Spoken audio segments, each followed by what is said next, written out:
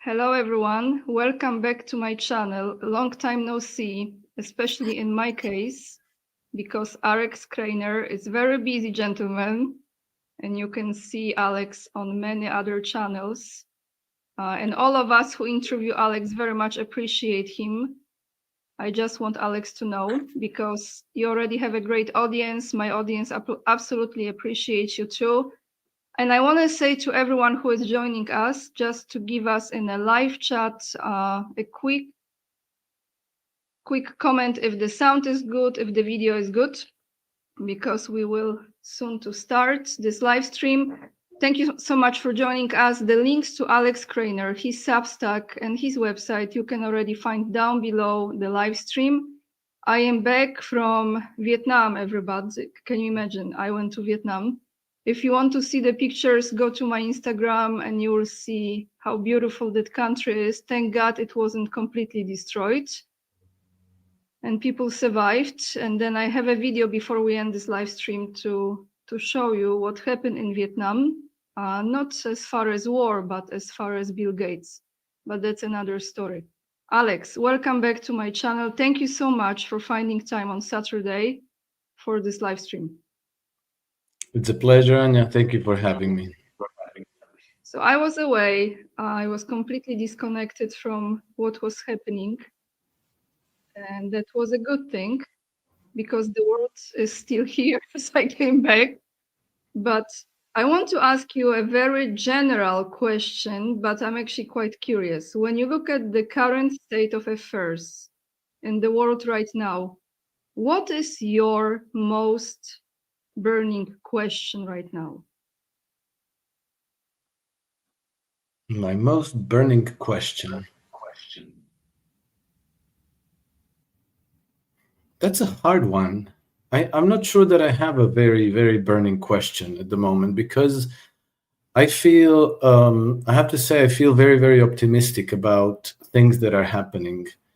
I know they could be derailed, but I also know that they're not, they would seem to depend on, Donald Trump striking some kind of a good deal with Vladimir Putin and then, between the United States and Russia and China, things getting on the right foot and the world kind of leaving this century of total constant warfare behind and humanity moving into some kind of a new and better phase. This could all be derailed, but I think it doesn't depend on all these three people anymore. I'm starting to get the impression that it's the general energy of humanity, the general concern. People are awakening. People are starting to having clearer and clearer understanding of issues. And I think that the world leaders are, they do what they do, but I think that they're also being kind of nudged forward by this collective consciousness, which is taking shape and defining where we go from here. Now, we are opposed by forces of evil, and these forces of evil are powerful and resourceful and resilient, and they will not give up. They will not quietly surrender. But I think that by this stage, maybe the movement of humanity is like a tsunami. I think that it cannot be reversed. So my question, I don't really have one. I just see life as continuing to put one foot in front of the other and making sure that the time and energy that we are given here and now, we try to make the best possible use of it. And that's how I see my my little role in life, and that's what I'm trying to do. So I almost don't have a question about that, But you know, we could end the live stream right here, actually, because Okay. this Well, summarizes. bye. No, bye. No, because this really summarizes so well what's going on. Because nothing can stop what's coming, and we have to be present in the very moment. We have to take care of ourselves and nurture our soul and energy and spirit and be healthy, because like on the plane, you have to put this oxygen mask on yourself first before you put on the baby, right? Yes, exactly. And I agree with you. It's we are pretty much in the middle of a storm. I think many people have been awakened to some part of how evil things were going, but now more and more is getting, if not more understanding, at least some glimpses of it, and more will be coming. It's like a wave after wave after wave, and you're gonna lose some because the second wave has to explain to the following wave what's taking place. But going back to more three-dimensional questions, as all of this is falling apart, as it should, because those old paradigms can no longer exist, those old structures can no longer exist. And in order to build something new, you have to destroy what was old and no longer working. So, for example, just a simple question. Federal Reserve Bank, something like that. That is not even American, really, right? It's private. And Yeah. is it a corporation based in Puerto Rico, Alex, if I remember correctly? I have no idea. I think it's based in the United States, but you know, it's almost irrelevant where it's based. The fact is that it is private. It's controlled by private interests. It's accountable to those private interests. We may not know who they are and who exactly is in charge, because they, you know, even if U.S. Congress demands to know, they won't let them. You know, they will not let them find out. And so they clearly are in opposition to the rest of the humanity. So that's one of the major nodes of resistance that we have to overcome. And what I mean by that is we have to, one of the very, very important things that we need to resolve is the money system. The one we have today is completely fraudulent to the core, and there's no question about it. I'm not saying anything controversial here. That's very clear, and obviously there's going to be heavy-handed opposition to any attempts for us to reform that in any kind of a way that, let's say, disenfranchises these very powerful interests and empowers ordinary people. But that needs to be done sooner or later, and the sooner it's done, the better. Okay, thank you. So I believe I've heard from someone who actually is pretty much into that Federal Reserve Bank is a corporation that is registered in Puerto Rico, and this is due to the taxes or all of this situation. I don't know exactly. Anyway, let's just imagine like this institution, privately owned by Rothschilds and Rockefellers and whoever is there from those families. What happens if that no longer exists? So for someone like myself, if I'm thinking about it, it means there has to be a new monetary system, right? And how that, Alex, let's say this happens. How would you envision that non-existence looking like? What would bring that to the end, in your opinion? Who could bring it, and what would bring it to the end? Because that's where the power is, right? To some extent, of course. Okay. I'm not exactly sure, but I'll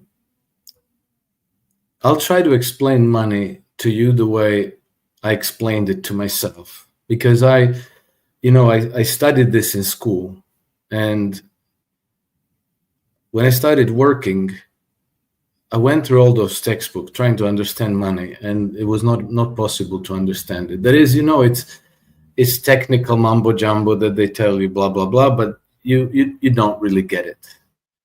And then I even bought some more advanced books about money and finance, like master's level courses, American courses. Still absolutely didn't get it.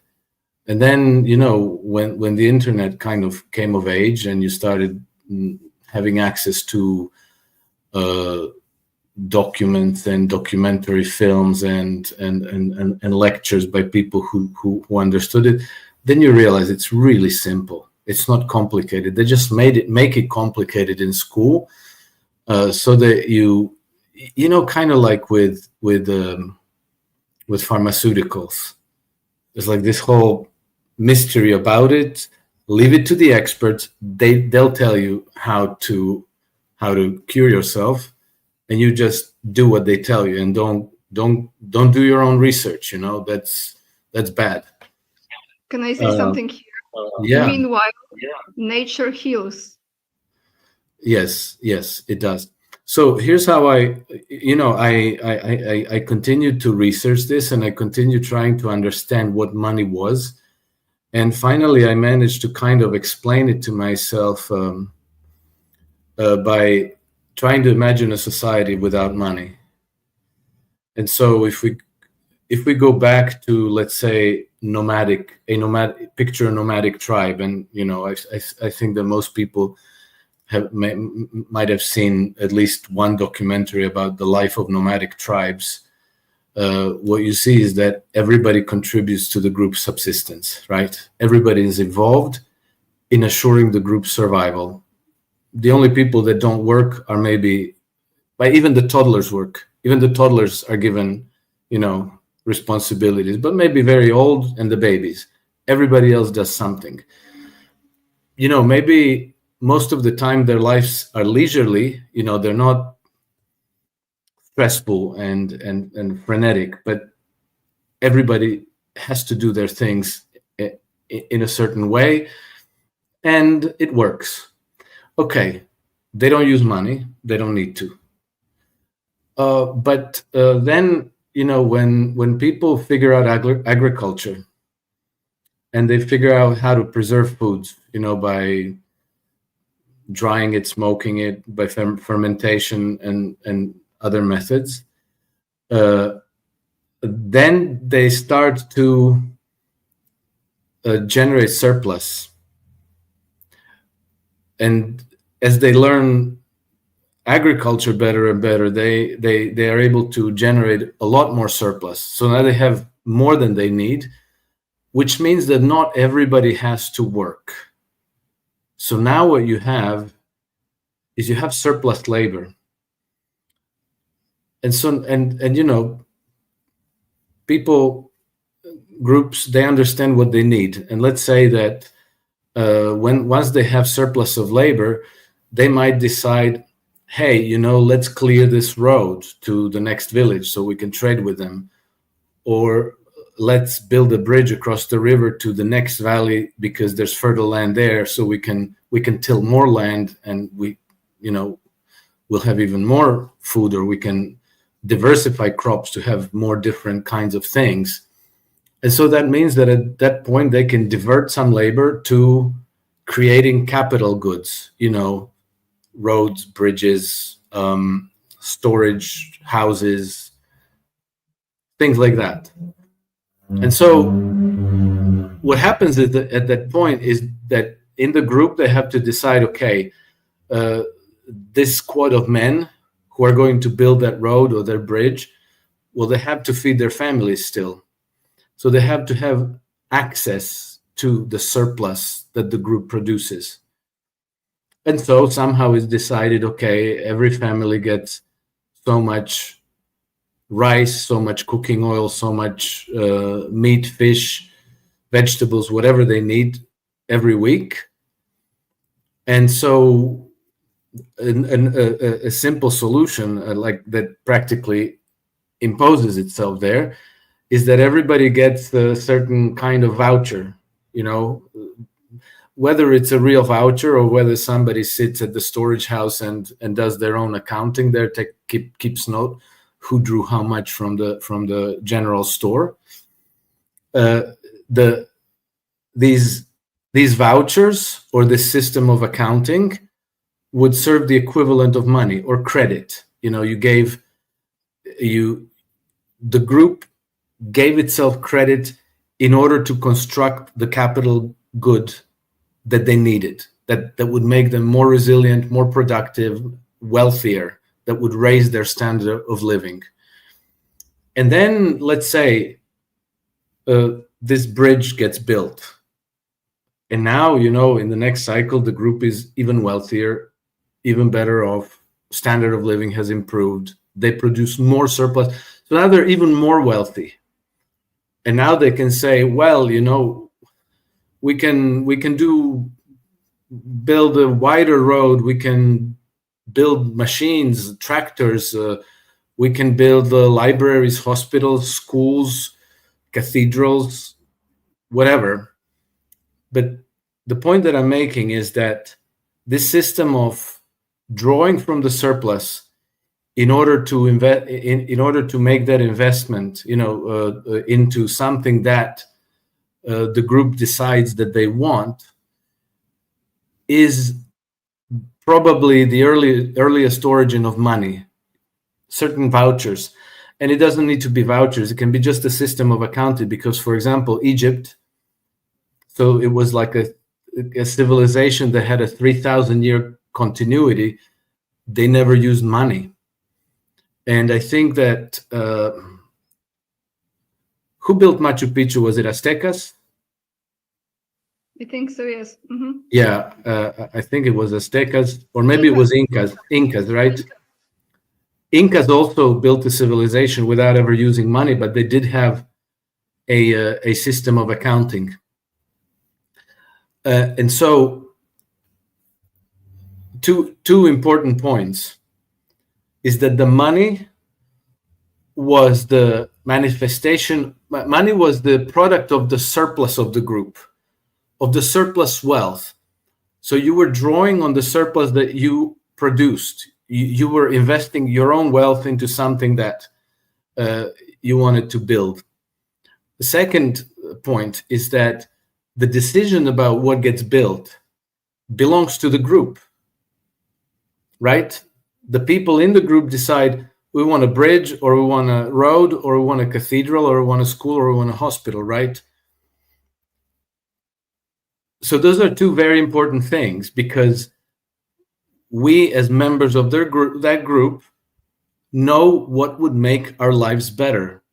And we legitimately have the right, probably a natural right, to cast our vote and to say, I want a school to be built. Somebody else will say, no, we're going to build a hospital, or no, we're going to build a bridge, whatever. Not everybody will get everything they want, but, with time, with the continued buildup of wealth and prosperity, most people will do well. You notice in this process, the productivity of the group grows. So living should be easy. Living should be easy. Somehow, even though in the modern society today, we have attained mind-boggling levels of productivity, for some reason, living is really hard. You have to struggle to make a living. Most people can't make ends meet. In Europe, the Garden of Eden, high civilization, model of democracy and freedom, blah, blah, blah. 46, according to official statistics, the Eurostat, 46% of the inhabitants of the European Union struggle to make ends meet. Well, how do we explain that? Creation of money has been privatized, and it no longer comes from the social surplus. It comes from debt. So it comes from future productivity, except that future productivity has already been kind of plundered and eluded by those interests that issue the money. Because they give you money, but they only give it to you as a credit. You have to pay it back, and you have to pay it back with interest. And the interest is usually whatever it is, 5%, 10%, I don't know. But if you take a mortgage over 20 years, you'll pay it twice. So you borrow $500,000, you have to pay back $1,000,000. And that's how it is for everybody out there, And so this is where, the system, the matrix that we're imprisoned in is sucking out wealth from the productive segments of society, meaning, us ordinary people who work every day, and it's drawing it to the interests that issue the money. And it's staggering amounts of wealth. And then the decisions about how to use this wealth is made by those private interests, not by us. So, if they decide it'll be really good to go to war with Russia thereabouts to 2029, 2030. So let's spend a couple of $1 trillion on rearmament and building up our military to attack Russia. Or they say, hey, we want to dim the sun. We want to spray stuff across the skies so that, the sun doesn't reach the surface of the earth and everybody. So you see, the decisions about how we produce all the wealth. Nothing happens without ordinary people putting the Lego blocks together. But the parasite system is drawing that wealth away from us, and then they use that wealth against us, which is completely insane, but that's where we are. Okay, so you just gave the best explanation of money anyone could ask for. But we have been enslaved in this, not just with the printed money. This was before as well, a form of slavery, just in a different way. But going back to my original question, as that stimulated your explanation, Federal Reserve Bank. So let's go back to it. What happens, because this is just one of those examples, right? But, okay, I'm talking about that group, the 12 families, whatever. So this peak of this pyramid summit, okay, this peak, those people, the ultimate power that they have, it's exercised by using money. This is Correct. how I see it. Yes, so correct. The structure, when that is changed, when that monetary system is changed, logically thinking, I believe, it means, well, they already lost the power, I believe, but this is like this has to be done. It has to be done in order for that to be completely like sayonara. So how this Federal Bank Reserve, Alex, can be, I don't know how you say, dissolved, dismantled, closed? I don't know what word to use. And if that happens, let's say, I understand we will have to have a new system, and how that system will look like. Okay, so I think that we shouldn't think about going back to native living, to rebuild everything from scratch, because some of what has been built is actually extremely well engineered and useful and productive and convenient. But what we need to change is who controls the system and how the system is controlled. And now you pointed out correctly that Federal Reserve is a private institution owned by private interests. It's an institution that is designed exactly to carry out part of this plunder of wealth from the whole society and from other society. This privately issued money ultimately leads to colonialism and to empire building and to permanent wars and all this stuff. But you see, it's not so important who owns the bank. The important part is who has the monopoly on violence. Okay, and so I'll explain this with the example of Russia. Allegedly, and I don't know this, but allegedly, the Rothschilds still have a controlling interest in the Bank of Russia. But they can't tell Elvira Nabiulina what to do, because if she takes order from them and they say turn left and Vladimir Putin says turn right and she goes left, Vladimir Putin sacks her and replaces her with somebody who'll go right when he says go right. And so this is... Because this is very interesting rabbit hole. Okay, so to what extent they have some saying? I don't think they have any. Substantially, they have none. Maybe they can legitimately claim dividends if there are dividends from being paid out from the Bank of Russia, if they own shares, but they can't tell the governor of the central bank what to do and how to conduct monetary policy. And this is extremely important because it defines a society's the direction of its economic development. And there was a concrete moment in time when this came out into the light, and this was in, I think it was 2014, when there was the coup in Kiev, and then the West, the United States, together with Saudi Arabia, they flooded the oil market with large quantities of crude oil.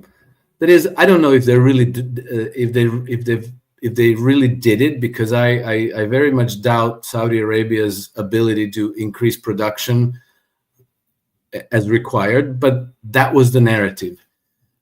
We heard stories, on CNBC, on Bloomberg TV, on all over the place about this massive storage facilities all around the world, full to the brim with crude oil, and crude oil really, it was trading at around $110 a barrel in 2014, and then I think June, July it starts crashing, and it went to I think below $30 a barrel. It was I think a 76% decline in the price of crude oil. So because a substantial amount of Russia's exports was crude oil and gas, right?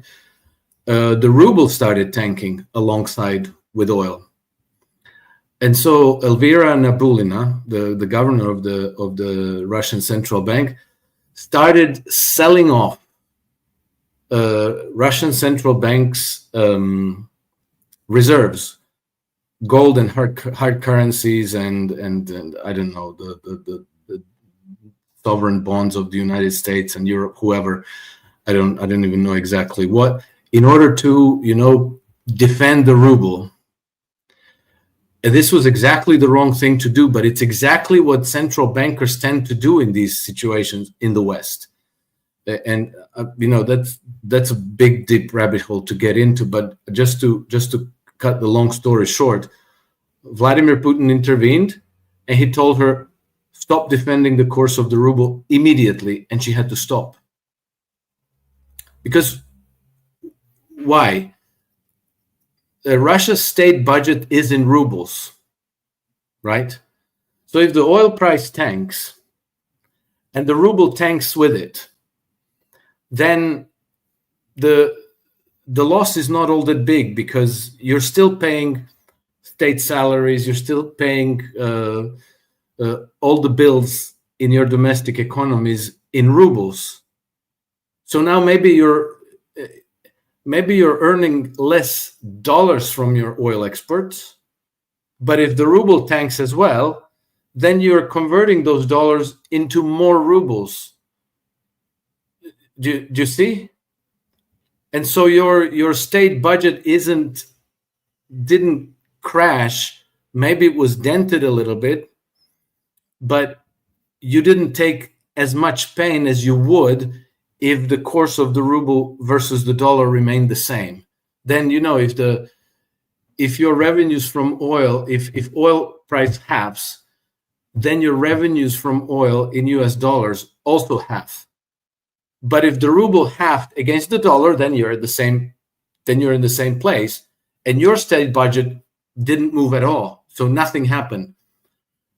My point being, Vladimir Putin issued the order, don't defend the ruble. I think that the owners of the Bank of Russia said, oh, defend the ruble, this is terrible, we must defend the ruble. And she started to follow those orders. And then Vladimir Putin say, what the hell are you doing? Stop that immediately. She stopped. Ruble crashed, but the Russian state budget wasn't as damaged. They didn't use their revenues in dollars were reduced, but their budget in rubles stayed largely intact. Okay, what I mean to say is the important part is who calls the shots, not who owns the institution. So if you disenfranchise the owners and you call the shots, then you can run your country's monetary policies, and then by extension, your country's economic policy. And these people can bitch and complain and daydream about regime changing you or getting you out of power. But so long as you're in power, it's what you say is going to be done. In this case, Vladimir Putin. So for Western societies, we don't, the important part would be, I think I've heard, it's not confirmed, but it seems to me that Donald Trump wants to nationalize the Federal Reserve, or he wants to take control over the Federal Reserve.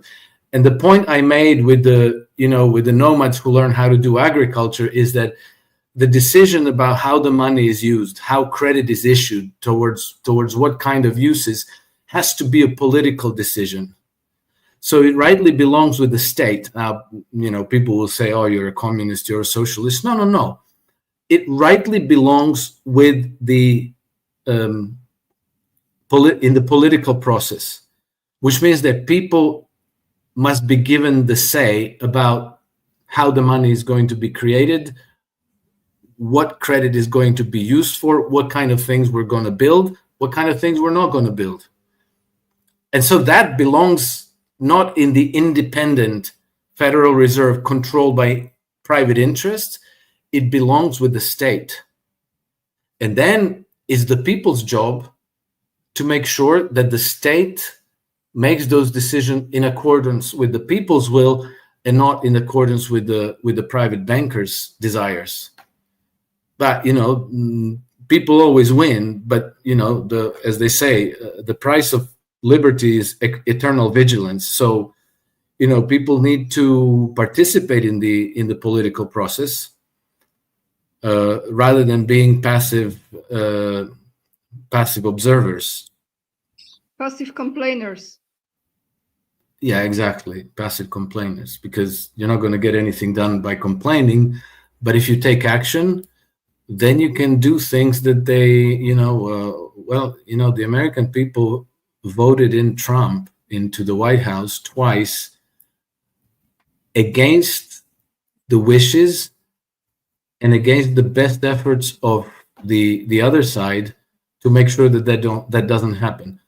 I know that a lot of people are very deeply disappointed in Trump, but this is nevertheless what happened. Trump is in office because the American people wanted him there.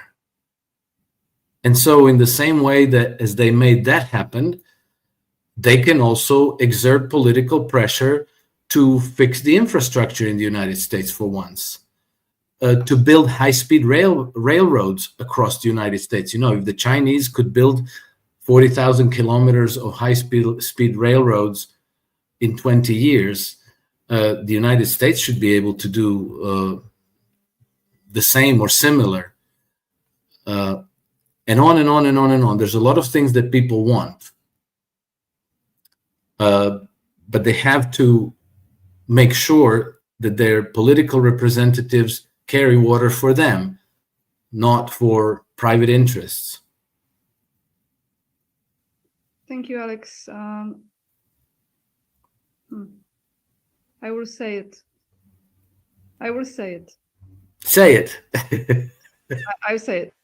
I think a lot of people probably still don't grasp the scale of what kind of war we are right in the middle of. And you're not gonna play this war. Some things just are better to left unspoken because time will reveal everything ultimately, as it always does. And I think that even analyzing events nowadays, it's very tricky, because what if we are stepping into something that we have never experienced before? So looking at the history in a way might not be a point of reference that much, because maybe we will be experiencing something completely brand new that you cannot compare to anything. And if so, whatever this new thing will be, as far as many things, monetary system, free energy, name it, okay? Many of us don't know how this future will look like, and I think it's a trap right now, because if we look back, we can get depressed. And if we don't know what's coming, we are becoming anxious. If I may, Anya, I don't think we should be depressed. I think we should. I'm just generalizing. I'm not saying yeah. we should. I'm just saying, for those of us who really want to understand where this is going, how people normally approach it. They try to, as a brain, experience something. They look in the past events, they look into the past, and they try to understand the present from the past experience and then predict the future. So they get either depressed or anxious because they don't know, because they don't understand the moves. And maybe we should not really understand the moves. That's the whole point, because we are in the middle of a war, okay? And it's serious stuff. And this is humanity that is at stake. And I'm not joking. I'm really not joking.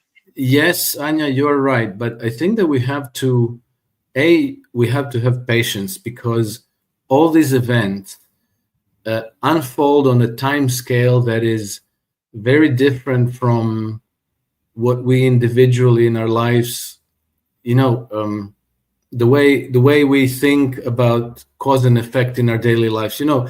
We think of things with almost immediate effect. If I kick a rock, it goes away, right? If I push a button, something happens. Collective humanity is like a big blob, and you can't push here and expect that the whole thing is going to move exactly in the direction that you wanted it to move.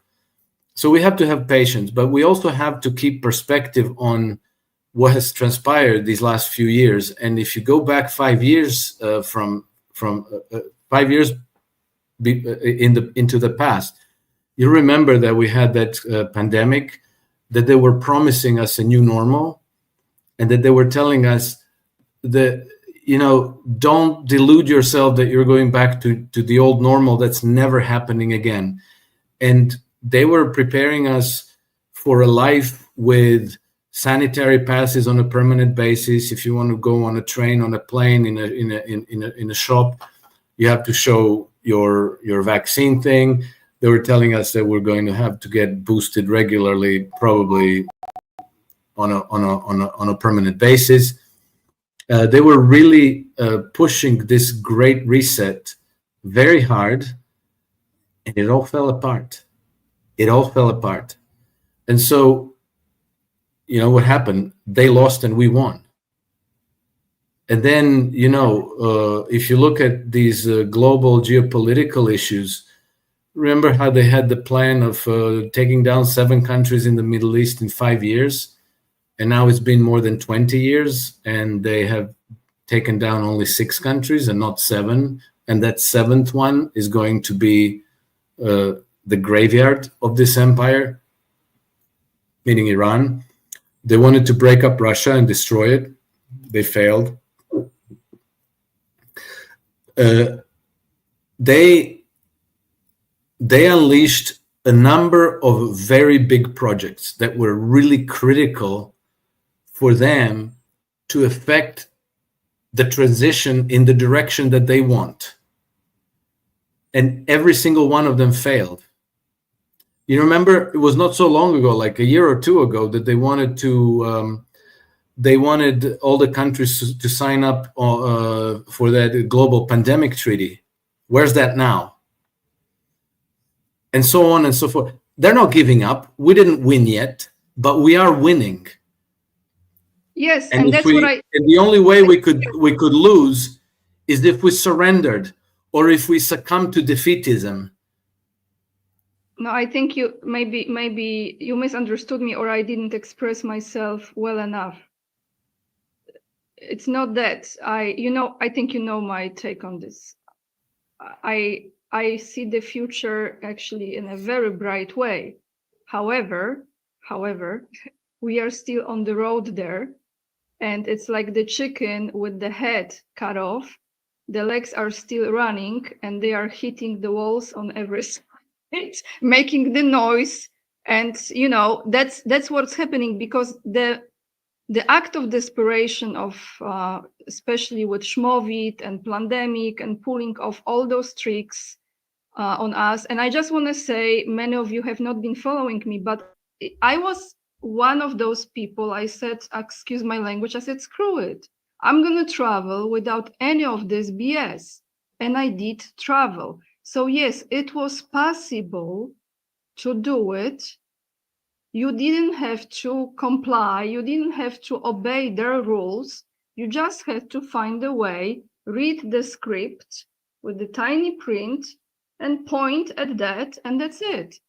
And where I'm going with this is that what I'm asking those questions is because we are on the brink of witnessing the collapse of everything that has been in existence for a very long time.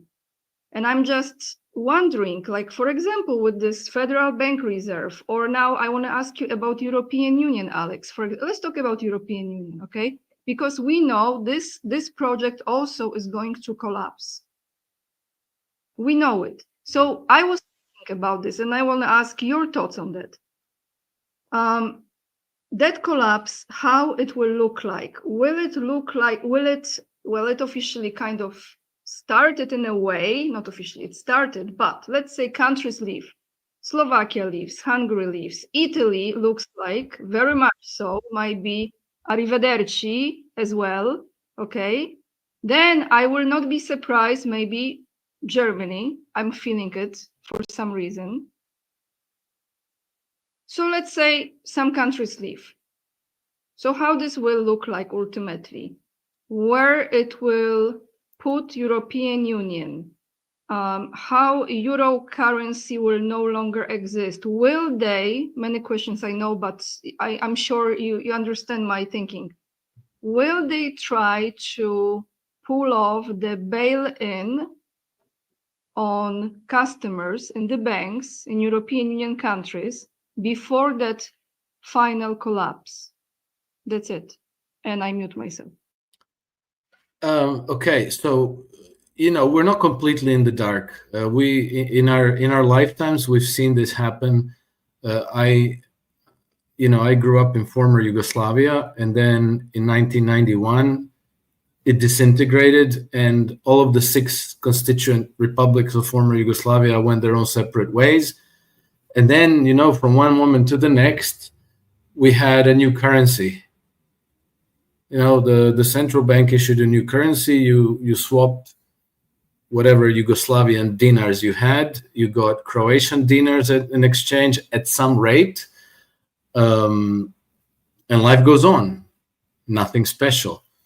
Yeah, we had a little bit of war there, but that's also behind us now. And human societies always bounce back. Soviet Union also collapsed in 1991. Same thing.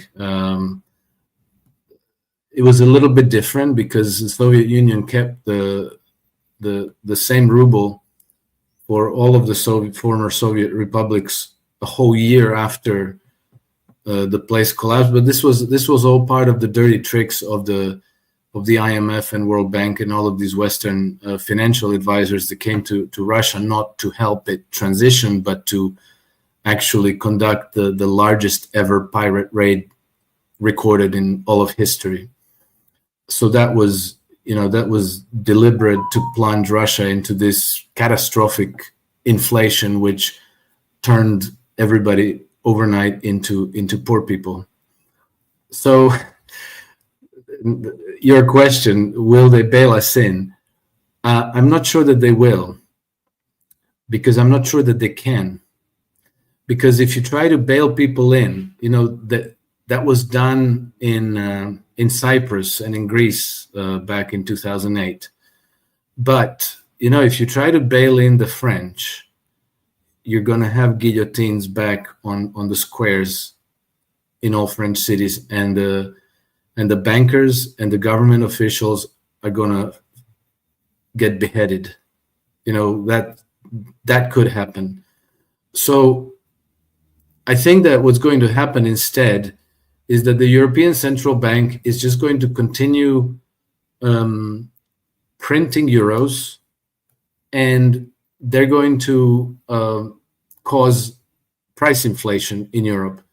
So we're all going to get bailed in through inflation, in the sense that the purchasing power of our savings, of our pensions, of the money that we earn is going to progressively lose value. It's going to lose purchasing power. But this, bail-in happens, boom, all at once. And you thought you had money, and now you have no money. And so people explode. People go nuts. Whereas if you go the inflationary way, you just keep plugging the holes with newly printed money, and the money starts losing its value. This happens over a long period of time. So it's like slow boiling the frogs, But generally, frogs kind of chill and they grumble and complain. But if you're on the other side, if you're in the monetary policy and economic, if you're part of the government or the central bank, you give yourself maneuvering space to manage the crisis. Whereas with the bail-ins, it's just all at once, boom, and who knows what happens then. And so I think that they're going to take that route. But I see that they are, they're really, really rushing to roll out this digital euro, which I kind of expect that is going to flop. And I kind of expect that they will never dare to discontinue cash, to do like in Nigeria. Hey, as of 11th December 2022, no more cash. Everybody has to use digital money.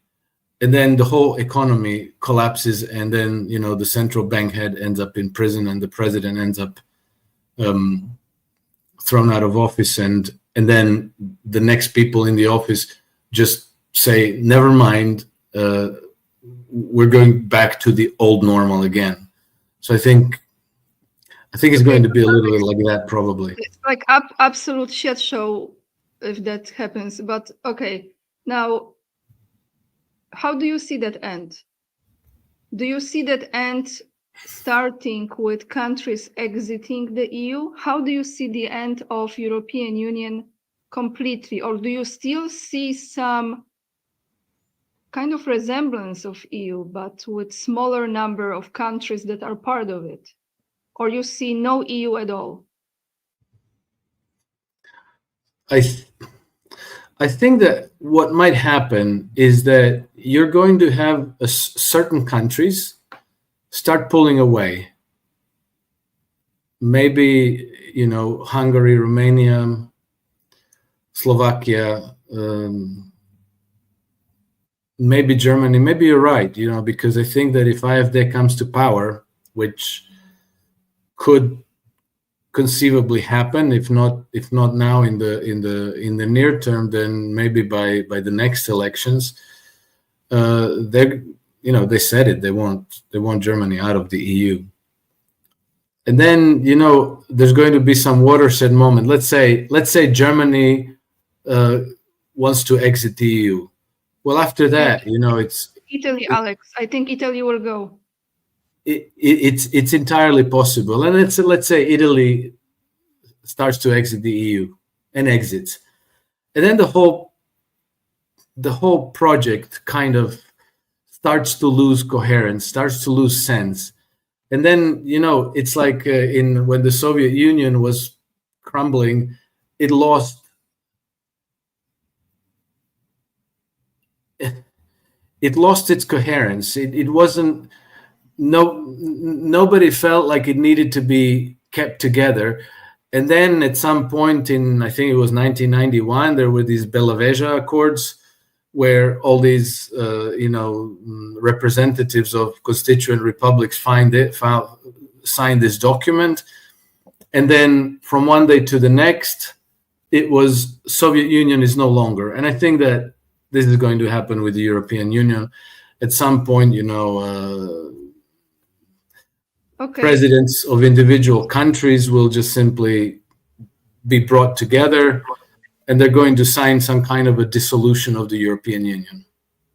And then the countries go back to their original currency, you think? Yes, I think that at that point the countries go back to their original currency. All right. So one more question I have about Croatia and that region, actually about Yugoslavia. You were there recently and you from there. So tell me now, I would like to know that region. What is their sentiment to United States right now? How they are looking at the European Union overall? And how is Croatia in euro currency now? I'm not sure. Yes. Is it? Yeah, it is. How does it go? Because they haven't joined EU that long time ago, I remember. It was pretty recent, right? It was 2013. So it was 12 years ago. 12 years ago. Okay, so 12 years ago. How is overall their sentiment now, their approach to US and to European Union?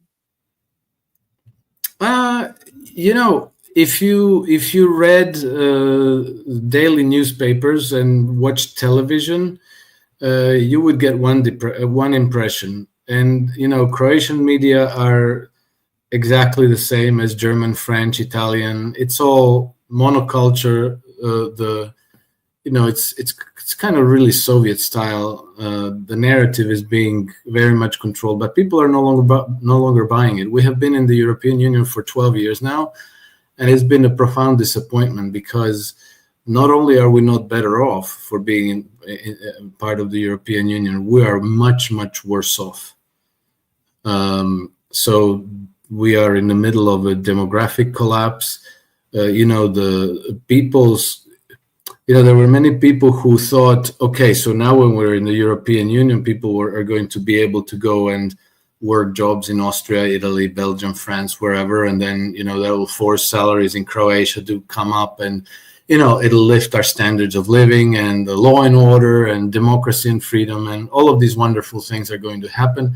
And then none of that happened. But the systems that were built during the communist days, which like the social infrastructure, is decaying, and is decaying in ways that are impossible not to see. We had the postal system in former Yugoslavia was an absolute Rolls Royce.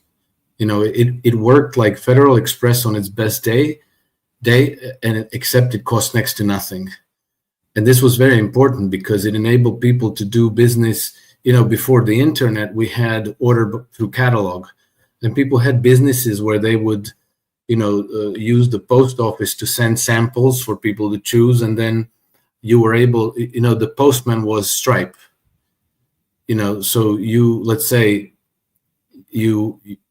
I order some product through a catalog, the postman brings it, I pay money to the postman, and then the post office pays and it all worked phenomenally well. The water systems, we took clean water out of the faucet for granted everywhere in the whole country.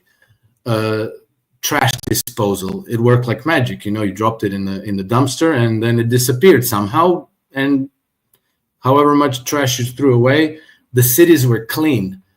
Now the postal service is a joke. From major city to major city, a letter takes 3 weeks. Sometimes it doesn't arrive at all, because they brought all these private courier services that compete, because competition and private ownership is also going to be miraculous and super efficient. No, it's very expensive, and it completely stinks. Water, many localities around Croatia now have water like in the United States, that you open the faucet and something brown comes out that stinks and you can't drink it. Then the trash disposal service has disintegrated. Cities stink, they're dirty, all privately owned. It used to be that the state-owned trash disposal company would take trash away every day, which is what you should do, right? It's part of the sanitation of a community. Now, private owners, to boost their profits, they reduced how many days a week they take away trash. Guess how many? Once a week. So you have trash rotting in the dumpster for a whole week.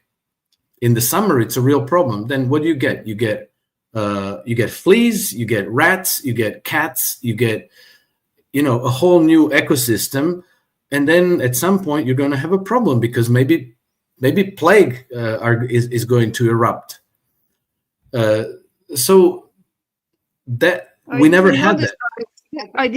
I swear I didn't know any of this. I had this image of like beautiful Adriatic coastline place, very healthy food. Yeah, all of that is true, Anya. If you go to the beautiful Adriatic, to the tourist resorts, where they make extra effort to keep it beautiful, because we need tourists. That's our number one industry.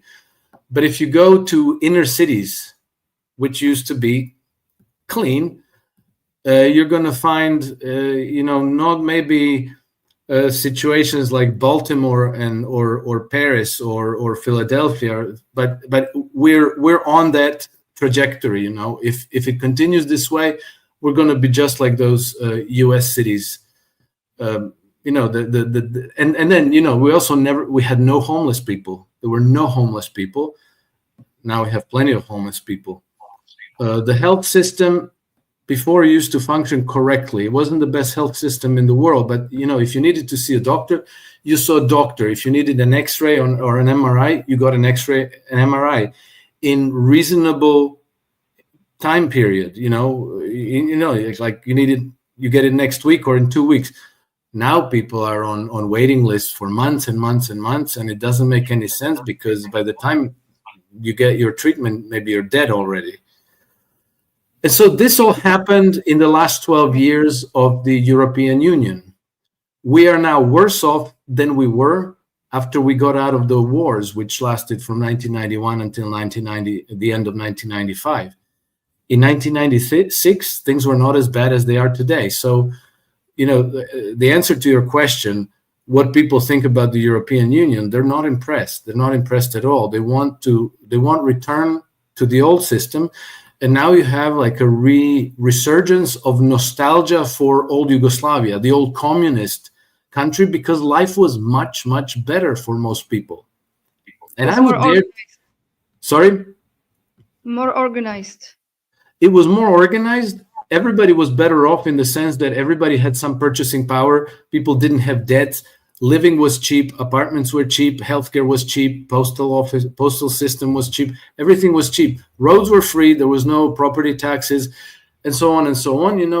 And now it's only like a very small segment of society that's better off economically. But I would wager that they're not better off in general, because if you have this very wide polarization of wealth, where you have a 1% who's really well off, and then you have everybody else who's struggling, well, guess what? You're going to be feeling a little bit insecure, and maybe some of these people at the bottom of the strata, the bottom strata, there's going to be desperate people among them enough to start breaking into wealthy people's homes. So then you have to start hiring private security people, and this is all happening. In the early 90s, I lived in Venezuela, and the wealthy parts of Caracas, you had to hire private security to stand in front of your door. I mean,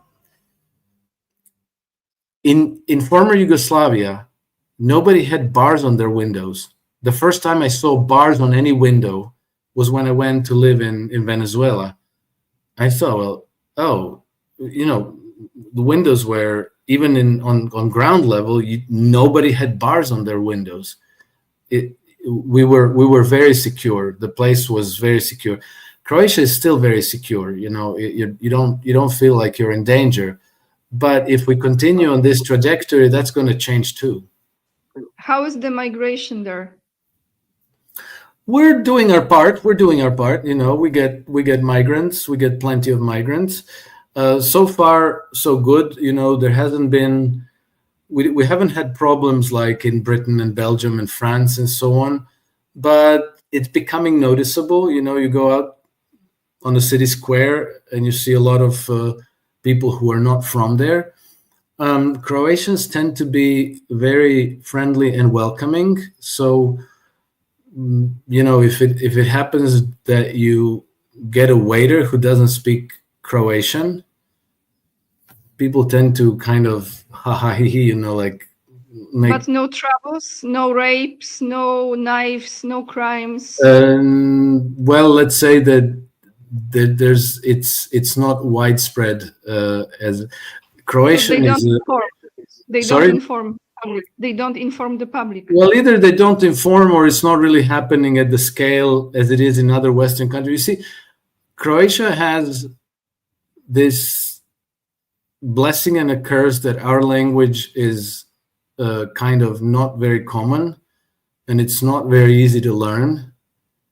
And I think that most migrants just pass through, and they go to places like Italy, Germany, France, Belgium, UK, and not so many of them stay in Croatia because they can't, they can't learn the language. They can't. But I think that the EU is forcing us to have a certain quota of these migrants living there, and so we do. But it's not quite as bad as here in France. I'm in Monaco, so there's no migrants here, but across the 2 kilometers from where I am, you start seeing them. And in Italy, it's like you drove into a third world country.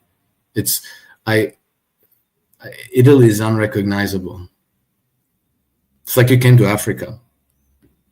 Yes. So is England. Yeah, yeah. And it's not, it's not a problem of races in the sense that, it's not the problem that you drive into Italy and then you see black people. Is that you see black people who are desperate, impoverished, jobless, and they're just sitting there wondering what the hell to do with themselves. And those people are very susceptible to, Secret Service people coming there and like, hey, you want to earn $100 and do something for me? Here, take this backpack and hop on the bus and deliver it at that place. And then the backpack explodes, and then they say like, oh, African terrorists. It's almost always orchestrated by the usual suspects, but these people are a real security risk. And then not to say that some among them there are actually violent, they actually resent the situation they're in, and they don't know who to take it out other than the local population. So people do feel threatened by them. Again, it's not the skin color issue. It's the culture. It's the intrusion issue. It's the intrusion issue that you had like a stable, coherent community that felt comfortable and safe living as they did for generations. And now you have these people who don't belong, and these people know that they don't belong. And it's very easy for something to spark up and for problems to start happening. I just don't like any of it. I just don't. And I'm watching this in Poland right now. Before we end this live stream, I will record the videos maybe this week about, we supposed to have them next year. They're already here, just not that many numbers as in other countries, of course. But people are already protesting in many small towns in Poland, where those integration centers, I forgot the exact number, but it's more than 20, I believe, supposed to be built. Some of them already exist, and they are very, very nice places. And they provide everything for those people. The medical care, you have the access to the computers and everything you need, right? And you have at the same time people who are unable to see the doctor for 5 years because the next appointment, like you just said in Croatia, in Poland, we have stories of people who are retired, who work their ass off, I said ass, yes, entire life, pay the taxes, and they call for a doctor appointment, and they tell this grandmother who is like 80 years old that she has to wait 5 freaking years to see the doctor. It's mind-blowing, right? Yeah, it's a completely failed system now. And when we got that under European Union, these are all the toxic gifts of the European Communion that was European Union, which was being sold to us as a Euro co-host. Yeah, it was being sold to us like utopia. We were all meant to covet this, like it's going to make our lives so much better. But with respects to migrants, Anya, well, maybe Polish people are not going to be so happy. But on the other hand, you're going to get a good grade from Ursula von der Leyen. She's going to be very pleased. Who gives the bleep? Seriously, you know what? The witch.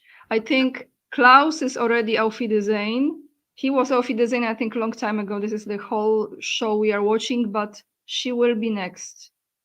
And I think it's not who will replace, is the entire.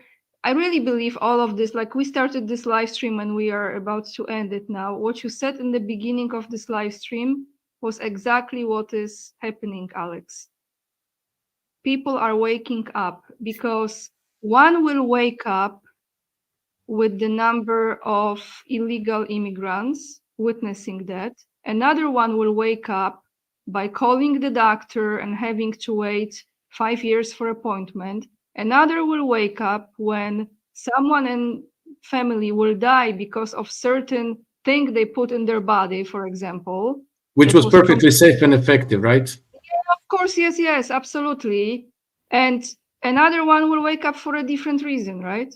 So, yeah. Anyway, very happy to connect with you. I think what is important that we talk about those things, and there are people who think like us, and maybe talk to someone who is not there yet and will just start to question things and doesn't have to go through the big pain in order to not comply, because it really is about saying no to it. People are afraid to say no. And I would like to add something, Anya, at the end, because it's a question of courage or boldness. And because I spoke with someone yesterday, and they were telling me, yes, I've gradually come much closer to your views, but I can't really speak out because blah blah blah, this and that, because they don't want to paint a target on their back. They're afraid of causing themselves problems. And I said, look, you can maybe spare yourself problems and risk to your personal life, but whatever we don't resolve here and now is going to be left for our children to resolve in the future, when it might be much more difficult. And then if you need a visual for that, picture all those graves in Ukraine with Ukrainian flags on top. Every flag is a young man whose life was cut short. Do you think that some of those parents, that there's like 1 million of those graves, so that's 2 million parents. Do you think that maybe some of those 2 million parents now think, if only I would have spoken out when it was in time? As Thomas Hobbes said, hell is truth discovered too late. I hate to cite Thomas Hobbes, but on that one, he's right. So we need to recognize the truth, the sooner the better, and then we have to act the sooner the better, because if we don't, tomorrow might be too late. I agree with you, and it was beautifully said, and we will end this live stream here. I also want to say on that note, when I think about those things, I think this is actually for our soul. Because if we don't act in accordance with the truth, we're going to repeat the same lesson again. And why to do it if we know better? Correct. Amen. Thank you everyone for watching. Thank you, Alex, for always finding time for my audience. To find Alex Krainer, scroll down, you have the Substack and his website as well. And make sure before you leave our live stream to hit the like and leave the comments down below, and subscribe if you choose to my channel. Thank you, everyone. Be safe and be courageous. Thank you. Next time.